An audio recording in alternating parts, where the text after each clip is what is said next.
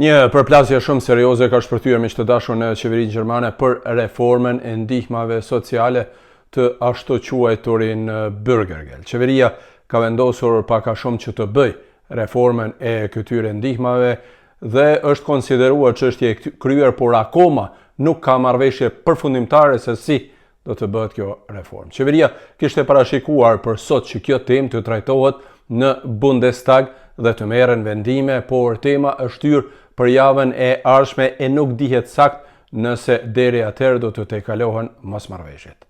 Por çfarë bëhet fjalë në fakt dhe ku janë mosmarrëveshjet?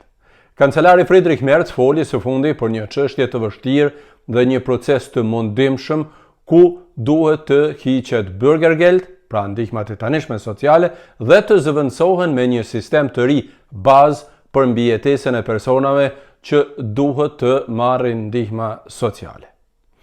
Kancelari Merz tha se kushdo që punon në Gjermani dhe paguan kontribute, kushdo që paguan taksa e sigurime shoqërore, duhet të ketë në fund para më shumë në xhep në fund të muajit se sa ata që marrin ndihmë. Sipas tij, personat që punojnë duhet të marrin pra dhe të kenë më shumë para se sa ata që jetojnë nga ndihmat sociale, dhe të them të drejtën, këtu jam dakord tërësisht.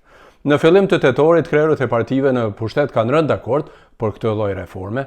Është rënë dakord që personat që nuk pranojnë punët që ju ofrohen edhe të penalizohen e në raste të caktuara edhe mund të shkurtohen tërësisht këto ndihma. Kushdo që nuk paraqitet në terminat e caktuara 2 herë në agjencinë për punë apo në job center pa ndonjë justifikim të mirë, do të përballet me një ulje të ndihmave prej 30%, ndërsa nëse dikush refuzon të gjitha ofertat e punës, përfitimet e tij mund të ndërpriten plotësisht. Por këtu ka miq të dashur mos pajtime me partinë tjetër në pushtet, me socialdemokratët, sepse kohët e fundit ka pasur fërkime serioze. Ministrja e Ekonomisë Reiche për shembull thotë se duhet të bëhen disa riformulime në projekt ligj, por me këto ndryshime nuk është dakord Ministrja e Punës dhe Çështjeve Sociale Berbelbas. Sidoqoftë, unë tani nuk do të futem në debatet mes këtyre dy zonjave, por fakt është që këtë të mërkur është shtyr debati për këtë ligj e sot është data 10 dhjetor. Tani, mbetet të shihet nëse këto mosmarrëveshje do të tejkalohen deri javën që vjen, pra me 17 dhjetor, ndryshe çështja do të mbetet përfundimisht për vitin e ardhshëm, sepse pastaj vijnë festat e fundvitit dhe Bundestagu nuk do të ketë seanca. E ajo që dihet është se për momentin në Gjermani ndihma sociale marrin rreth 5,5 milion njerëz, duke përfshirë edhe 1,8 milion fëmijë dhe të rinj. Ndihmat sociale për të rriturit janë 563 euro në muaj, për fëmijët janë më pak varësisht nga mosha.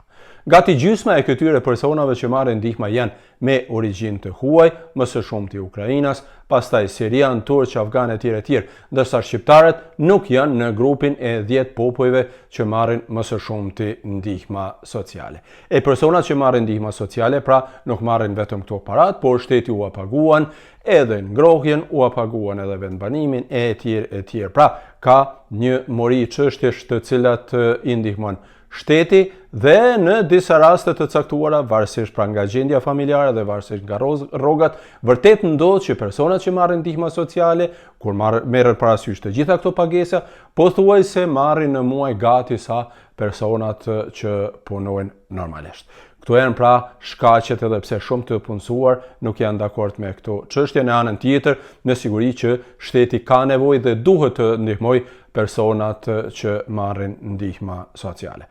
Për mendimin tim, më mirë do të ishte që rrogat të rriten ndërsa ndihmat sociale të mbeten kaq sa janë, por kjo është një dilemë natyrisht që nuk mund ta zgjidhim ne. Faleminderit që jeni me mua dhe miropafshim deri javën që vjen, sepse do t'ju njoftoj me vendimet e fundit.